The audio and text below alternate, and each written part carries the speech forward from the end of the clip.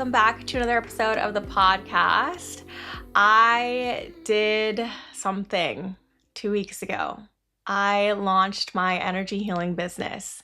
If you listened to the last episode of this podcast, I talked about finally receiving the intuitive guidance that it was time to start energy healing. And once I got the guidance, within a week and a half, no, maybe within 2 weeks, I did everything on the back end to put this business together and then officially launched by sharing a link to my calendar to book energy healing services both on TikTok and here on my podcast. So I want to talk about launching a business intuitively because, this whole podcast, if you have listened, is about how I have been living my life from a place of intuition, meaning letting my intuition lead, letting my intuition kind of take the reins. It is kind of like my intuition is the one steering the wheel and I am the one like putting my foot on the gas. So yes, I'm like taking the action, but like the direction, how this is going, leading the way, that is my intuition. So building a business or launching a business, I'm not approaching it much differently than that. I am letting my intuition lead. And so I think that this is a really interesting topic to bring to the forefront. What does it actually look like to launch a business intuitively? And I use the word launch specifically because I'm sure that I will have much more to say about building and growing a business intuitively. But for now, like where we're at right now is we launched the thing. So I have a few things that I want to talk about in terms of just like what was going on in my head, what was my thought process. And I also want to talk about, it's this balance, right? Like intuition, letting that lead, like that's important, but it's finding this balance of intuition and disciplined action, right? So how am I blending that? Because that is like where the magic happens, when you can truly balance the two. And it is something that I have been working on, and I feel like I've talked about it in different contexts, right? Like structure versus flow. It's this balance of the masculine and the feminine, of intuition and action and structure and organization and discipline, right? So in this video, I'm going to be talking about a few things. One being setting intention, right? This is the foundation of your business. Like what is the place that you are building from? And also, how do you want to feel in this business? So setting intention. Then from there, pricing my services. I think I may have done this a little bit unconventionally than like your standard, like if you were building from just a place of logic. So I'll talk about a little bit about that. And then moving through self-doubt. That was just like something big that came up to the forefront as I was launching this business. And I can talk a little bit about how I have been moving through the self-doubt. And then lastly, I want to talk about creating your own success. So kind of like taking your power back. Like how are you owning your power as you launch and build this business? So before deciding how to structure my business or like what this was going to look like in the day-to-day, I spent some time thinking about how do I want to feel in this business? And for me, some of the things that I want to feel are joy, ease. I want to feel excited and like lit up by the work that I'm doing, and I want to feel calm. So once I decided how I want to feel in this business, then that helped me to understand how I could go about structuring this. And I think it can be easy for us to see how it's been done before and want to emulate different structures for different businesses that we have seen be successful. And that makes logical sense to want to do so. But we have to take into consideration that we all have different capacity for different things. So we all work differently and in different ways, and we flow differently, and we have different things that we enjoy doing versus not so much enjoy doing, right? So you want to take into consideration like this business that you are building, it is for you, it is yours, and you need to factor in how you want to feel and just like knowing yourself. So for me, I want to feel ease, right? And so what does ease look like in a business? For me, that is automating as much as possible because I'm not type A, right? I know that about myself. And so I want to automate as much as possible to make sure that I am not getting in my own way when it comes to this business, that, things aren't falling through the cracks because of me. So setting up systems on the back end was really important to me. I am launching this, or I did launch this energy healing business. I've seen a lot of people do it in a way where, you provide your phone number on a Yelp page and people can contact you and you can handle all of the scheduling manually. I didn't want any of that because, again, I just didn't want to be getting in my own way. So for me, it was important to pay extra to use platforms like Acuity. It is a scheduling platform through Squarespace, and they handle everything. The Zoom integration, the payment integration, the emails to be sent, the reminder emails, the follow-up emails. They have a place for client intake forms. So, being able to ask clients questions up front, have them fill out some questions so that I have some context going into these meetings. I'm like candidates. I'm using using corporate jargon that is like locked in my head as soon as the minute I start talking about business. Okay, so I have some context going into these calls with clients, and that allows me to focus the majority of the call on the healing work itself, the energy healing work, because my hands, these bad boys can move for up to an hour. So I want to maximize the time spent healing. So just having so much automated up front, that just really allowed me to focus on the healing work itself. And when I said I want to feel calm in this business, for me, I had to factor in, okay, how many sessions can I do per day? And how can I do it in a way that feels really calm and comfortable and not rushed, right?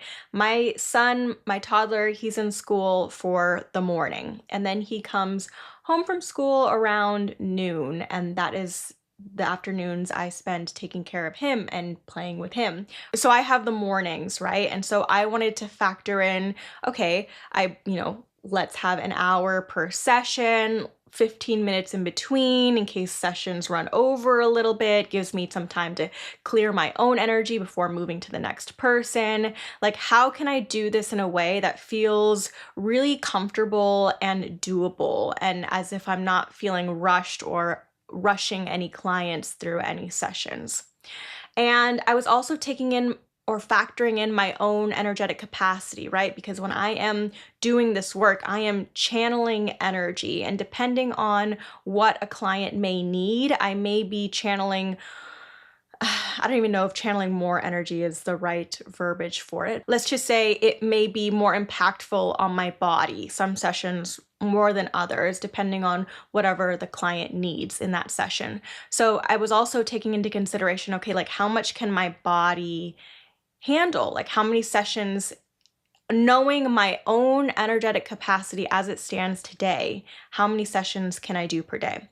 And that is where I landed on 3 sessions per day. It fit my schedule, and it also fit what I am currently capable of giving while not depleting myself. So these intentions that you're setting, it's important because I think that this is how you structure the business, by knowing yourself and knowing how you want to feel within this. And one thing that I want to say is that I think it can be easy to, again, see how it's been done before and want to emulate that. But I think once we start making concessions, like let's say I decided to do 4 sessions a day instead of 3, knowing, that was kind of crossing my own boundaries in terms of like my time and what I'm capable of. I think as soon as you start making concessions, it's because you've switched to operating from a place of lack, from a place of fear. Well, maybe I need to do 4 sessions to maybe guarantee that I'm gonna like make enough money and like be able to, you know what I mean? You're already starting to operate from a place of fear. So That's another reason why you want to consider, what is the foundation? What is the place that I'm building from? You don't want to start your business building from a place of lack, building from a place of fear. So instead of starting to make concessions, because you're leaning too heavily on doing what you feel you need to do in order to make this business be successful, try to consider, okay, let's build from best possible outcome.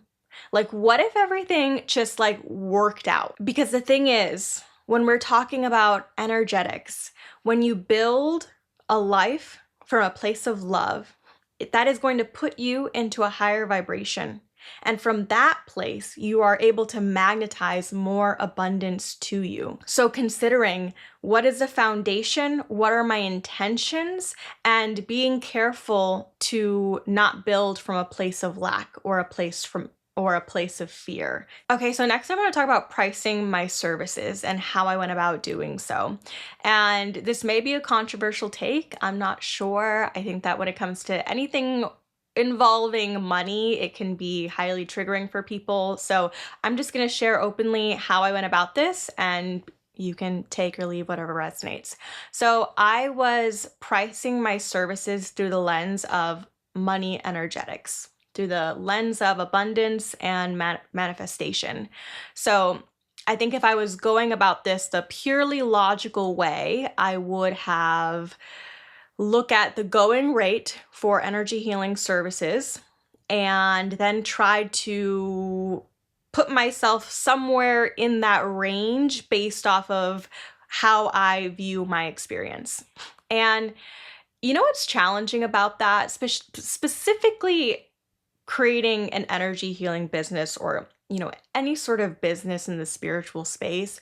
I will say it's really difficult to place value on universal life force energy working through me.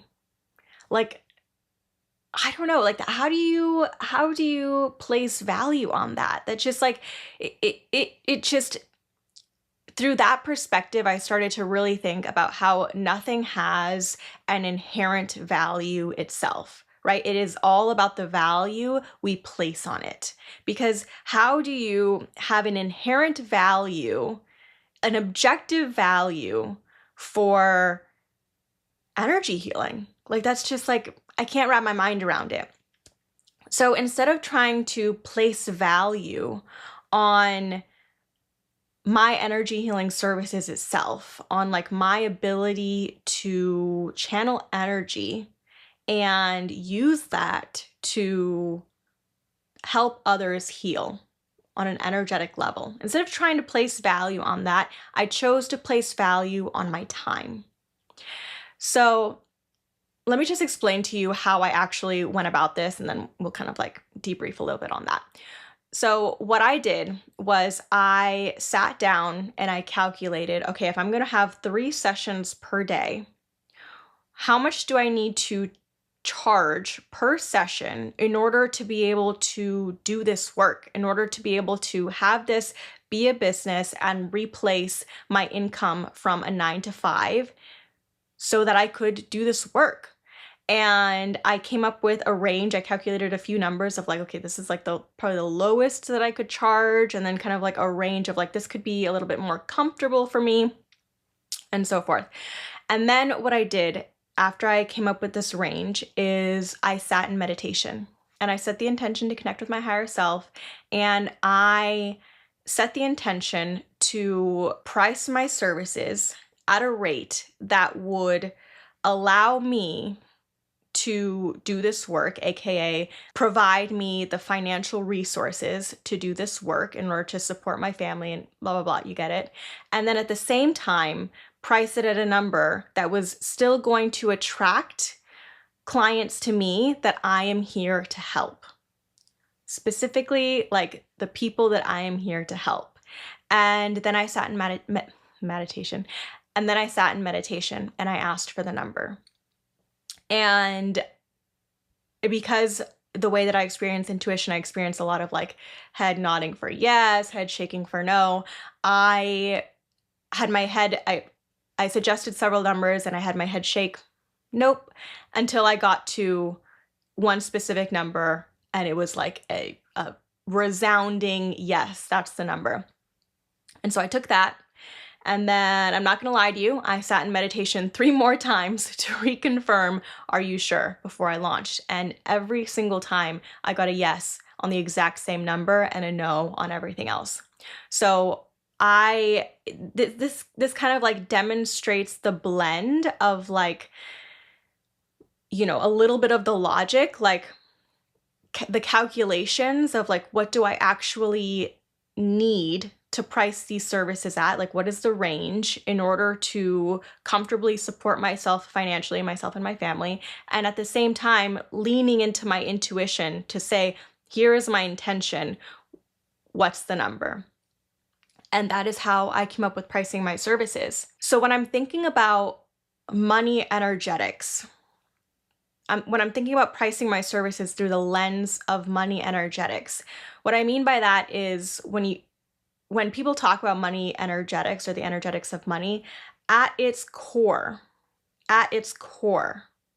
money is an energetic exchange. So when I was pricing my services, I was thinking about the energetic exchange. I needed to price my services in a way that allowed me to do this work. And I believe at my core, I believe with my whole heart that I was put on this earth to do this work. And so that gave me sort of the comfort and the confidence to price my services in this way versus, like I said in the beginning, just pricing them in a way that, was looking at how other energy healers are pricing their services and trying to like fit myself into that formula. And at the end of the day, I think money can be like a hotter topic and we can kind of tend to like look at it in a different way. At least I can for sure. I know that there are a lot of like money wounds from my upbringing that I have been addressing and will continue to address on my own healing journey. But we can kind of tend to like look at money in a different way. But the way that I've been living my life over the past few years and, a lot of the way that I have been approaching my podcast and TikTok has been in this exact way, sitting in meditation and asking for an answer.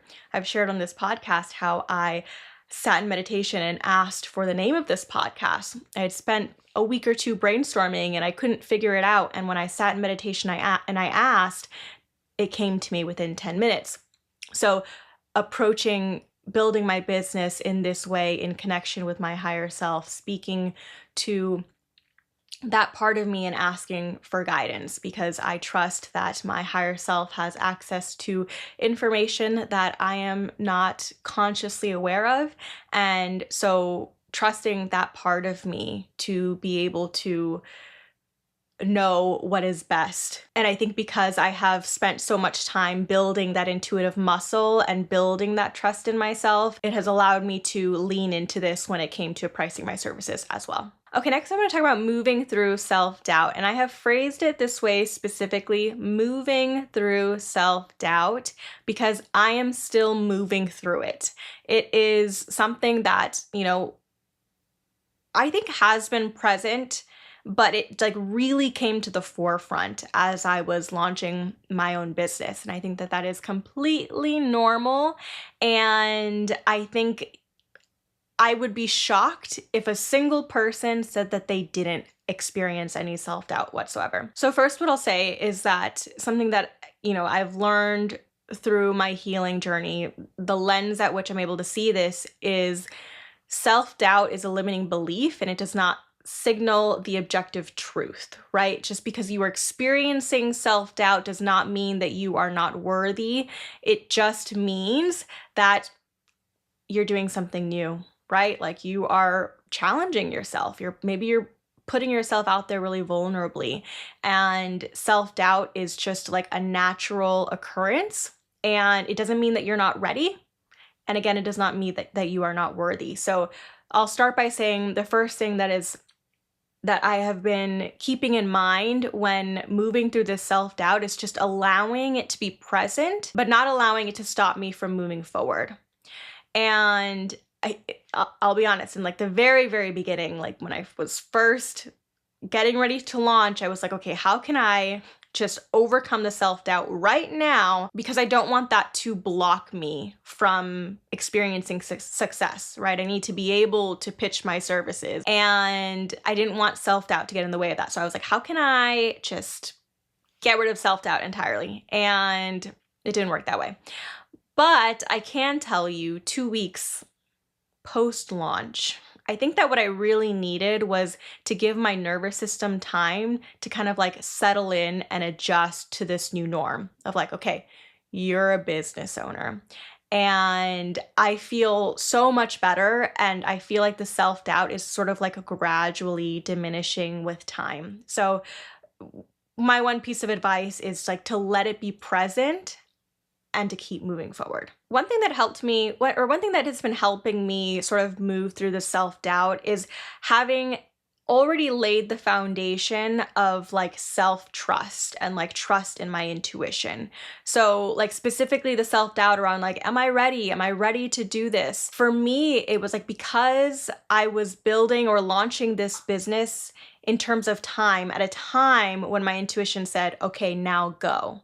That really gave me the confidence to understand that even though I have this self-doubt of not feeling ready, I knew it was time. And so I knew that was more of a limiting belief. I knew that it wasn't necessarily that I wasn't ready. I knew that it was just that I was always going to feel ready. I was always going to feel like I wasn't ready regardless of the time. It's kind of like when you become a new parent, it's like you're never ready to become a new parent. It's because you're diving into something completely unknown and you can like do all the research you want beforehand, but it's about like building new systems and building new routines, and you can't research your way into that knowledge. You have to just go. You have to just move forward. So in the same way of like becoming a new parent, in terms of launching a new business, you may never feel ready, and that's okay. So for me, leaning on my intuition, knowing that it was my intuition guiding me here, that really gave me a lot of confidence. And like I said, this whole journey, having let my intuition lead for, I don't know, 2 years now, a little over 2 years now, that during that time, I have been building so much trust in myself that really feels like this like safety net, which is funny because it's just like, it's not an external safety net. It's this internal safety net that I have built gradually over time.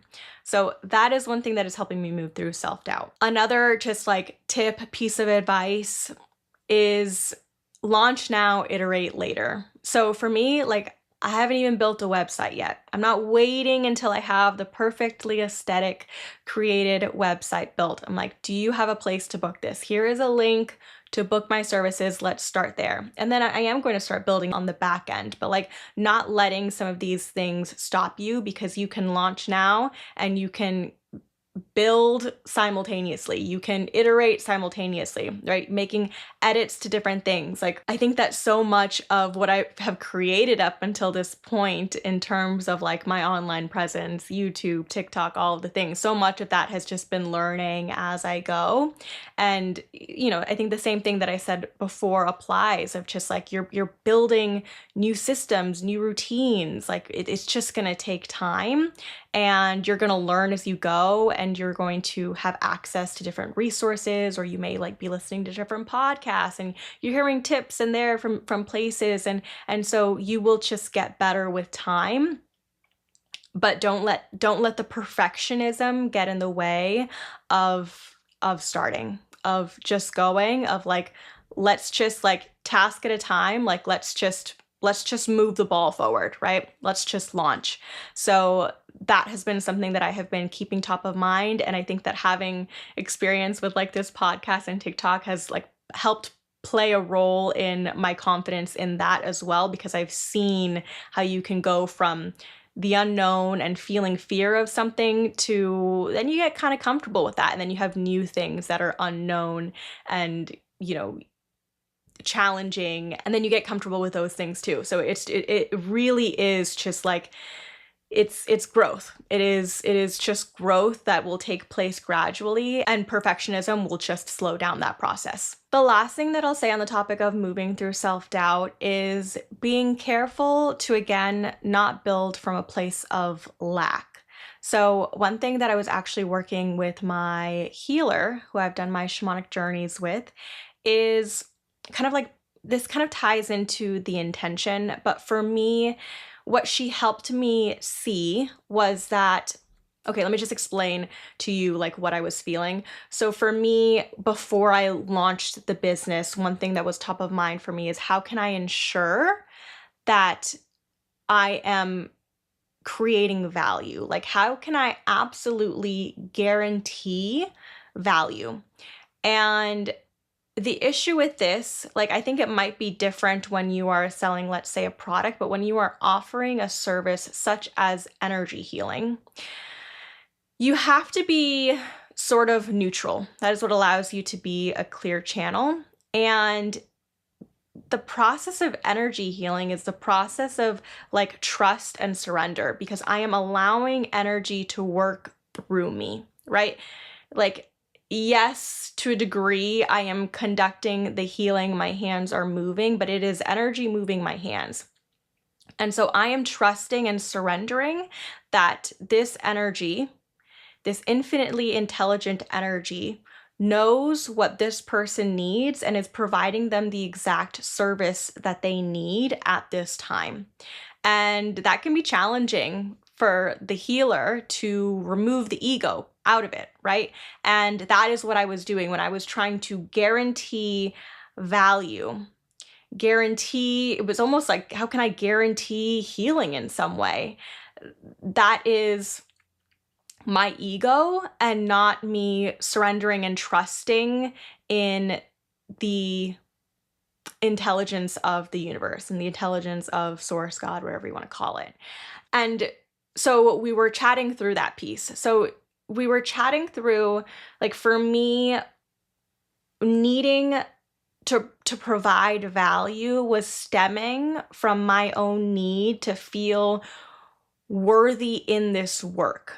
And so it was actually not about the client, it was about me, it was about my ego. It was like about me, again, needing to feel worthy.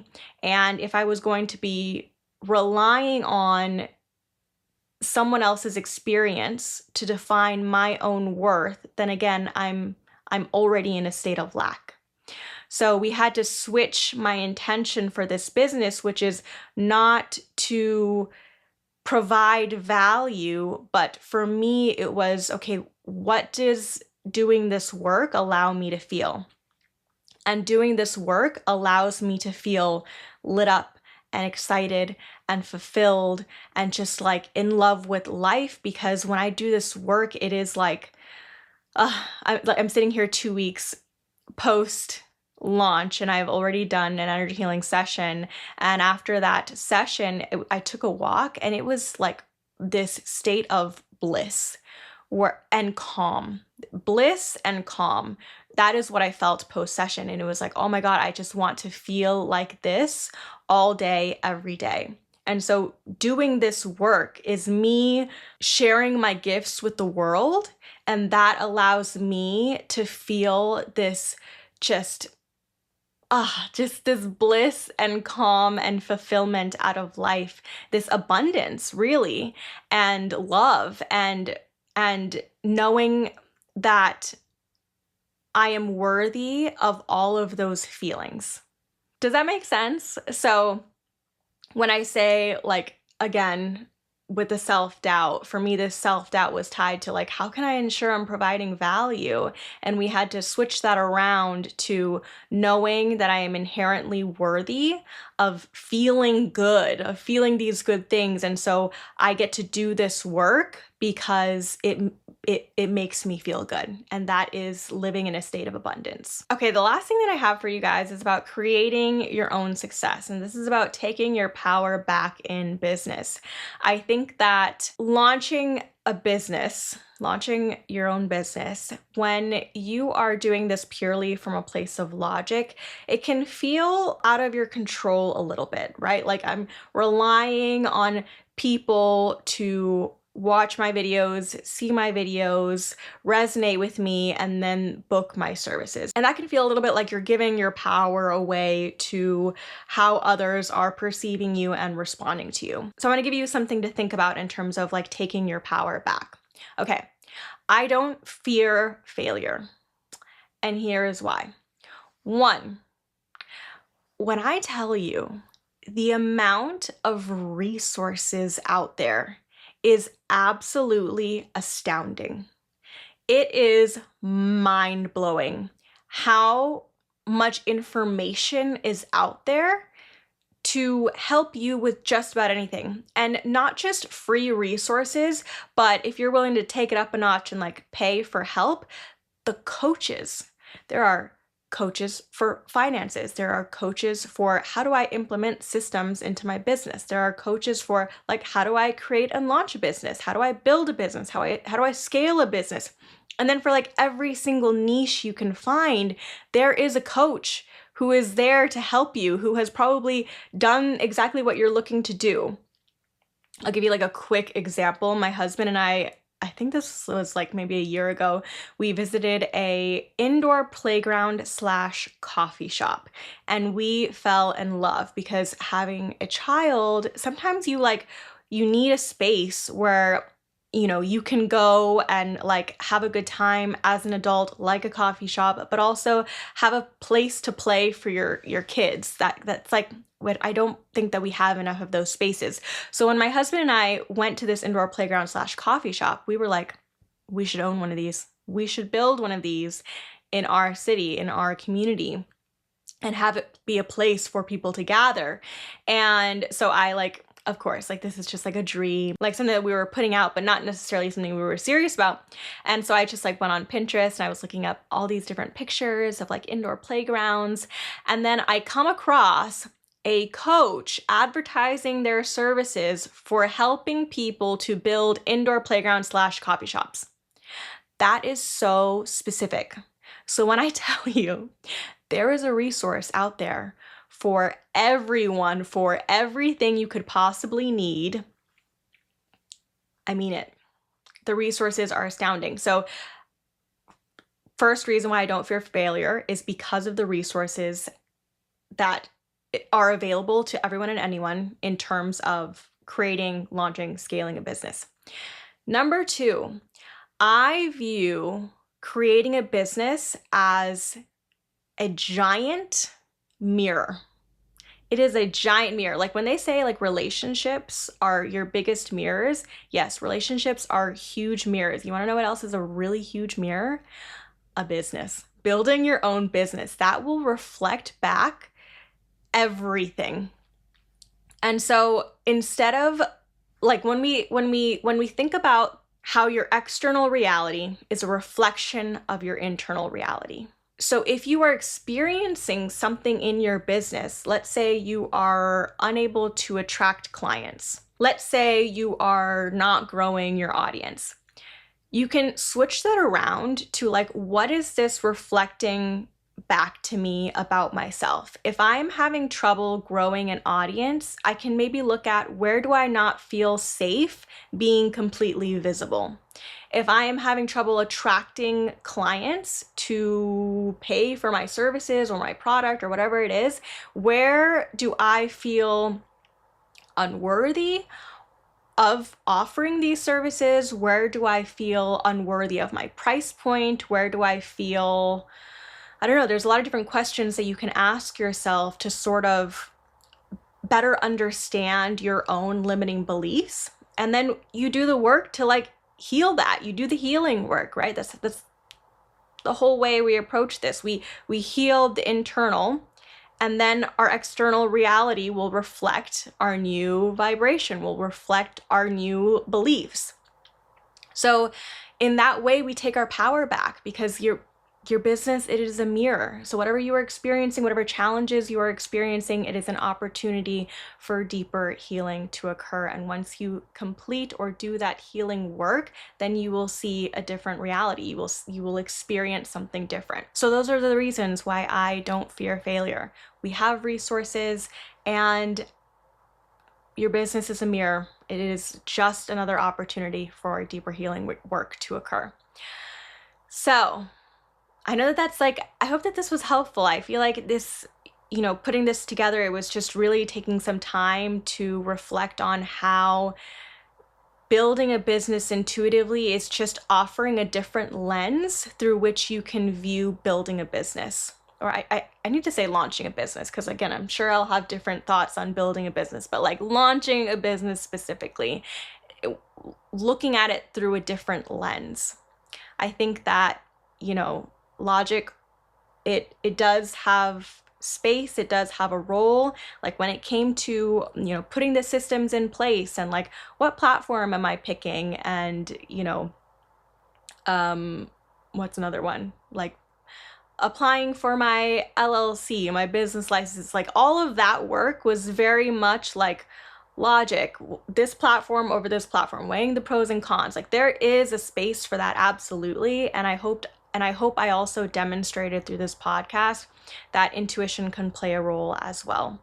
And there is space for that as well. And launching a business is hopefully a balance of the two. I think that that's where the magic happens. And again, as always, I am here as your guinea pig to see if this works. I think it will. Time will tell. So anyways, thank you so much for taking the time to listen to this podcast. Again, I hope it was helpful. I hope you took some nuggets away from this, from, me sharing some reflections about my own journey. And I will see you in the next podcast episode. So thank you again so much. Bye.